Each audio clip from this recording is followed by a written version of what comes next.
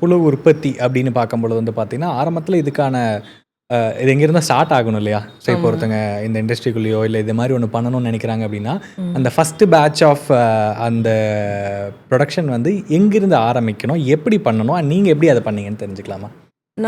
நம்ம ஸ்டார்ட் பண்ணது வந்து 2018ல் ஸ்டார்ட் பண்ணோங்க.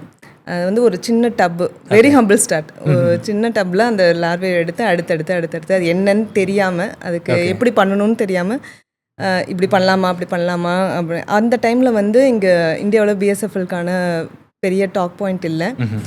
அதே சினாரியோவில் ஒரு 2-3 பேர் தான் பண்ணிகிட்டே இருந்தோம். அதை பற்றி ஒரு பேட்ச் லாஸ்னால் திருப்பியும் போய் சோர்ஸ் பண்ணுறதுக்கு எந்த ஒரு வாய்ப்புமே கிடையாது. டெக்னாலஜி ட்ரான்ஸ்ஃபருக்கோ இதை பற்றி கிடையாது, எதுவும் கிடையாது. ஆனால் ஆன்லைனில் நிறைய கண்டென்ட் இருந்தது. It's not new. அப்ராடில் வந்து பண்ணிகிட்டு இருந்தாங்க. ரிசர்ச் வைஸும் நிறைய பேப்பர்ஸ் இருக்குது, நிறைய டெக்னிக்கல் பேப்பர்ஸ் இருக்குது. ஸோ அதை வச்சு தான், அதை பேஸ்லைனாக வச்சு தான் நம்ம கொண்டு போகிற மாதிரி இருந்தது. ஸோ இது வந்து ஒரு சைக்கிள் தான்.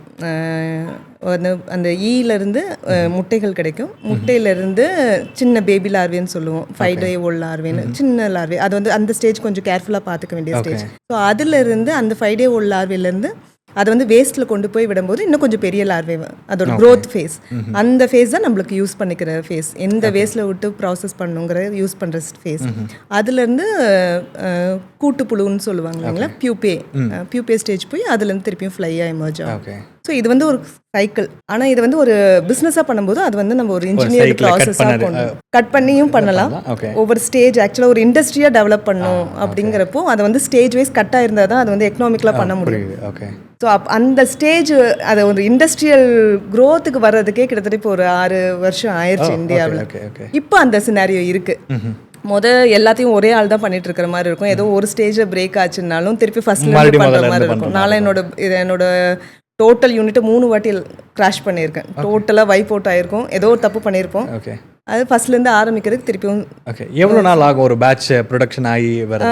ஆக்சுவல் ப்ரொடக்ஷன் பார்த்தீங்கன்னா உங்களுக்கு 45 days டோட்டலாக. ஒரு சைக்கிள் கம்ப்ளீட் ஆகிறதுக்கு 45 days. நம்மளுக்கு அந்த யூஸ்ஃபுல் பீரியட் வந்து 15 days தான். அந்த லார்வே வேஸ்ட் ப்ராசஸிங் ஸ்டேஜ் வந்து 15 days தான்.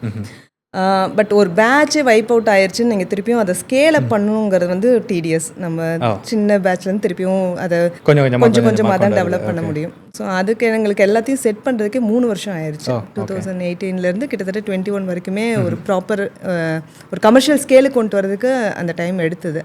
பட் இப்போ வந்து ஒரு ப்ராப்பர் இண்டஸ்ட்ரியல் செட்டப் வந்தாச்சு. இப்போ உங்களுக்கு தனியாக எக்கு வேணும்னாலும் கிடைக்கும், பேபி லார்வே வேணும்னாலும் கிடைக்கும். இப்போ யாரோ ஒருத்தர் வேஸ்ட் மட்டும் ப்ராசஸ் பண்ணணும், ஏன்னா அப்போ தான் நம்மளுக்கு எஃபிஷியன்சி கொண்டு வர முடியும் அந்த இண்டஸ்ட்ரியில். ஸோ அதுக்காக பேபி லார்வே சப்ளை பண்ணுறதுக்கு இருக்குது.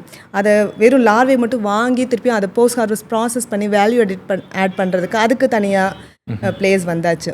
மார்க்கெட் பண்ணுறதுக்கு பிளேஸ் வந்தாச்சு. மார்க்கெட் அப்ளிகேஷன்ஸ் இப்போ ரெடியாக இருக்குது. ஸோ இதெல்லாம் ஒரு எவல்யூஷன் தான். இது ஒன்றுமே இல்லாத ஒரு செக்மெண்ட்லேருந்து அதை மார்க்கெட் அவேர்னஸ் கொண்டு வந்து அதை ஒரு எவால்வ் ஆகிறதுக்கு கொஞ்சம் நாள் ஆயிடுச்சு. But it's in a progress. ஒரு இண்டஸ்ட்ரியல் ஸ்கேலுக்கு போகிறதுக்கான ப்ராக்ரஸ் இப்போ இருக்குது. இப்போ என்னென்னா கவர்மெண்ட்ஸ்லேயும் அடாப்ட் பண்ண ஆரம்பிச்சிட்டாங்க இந்த டெக்னாலஜி.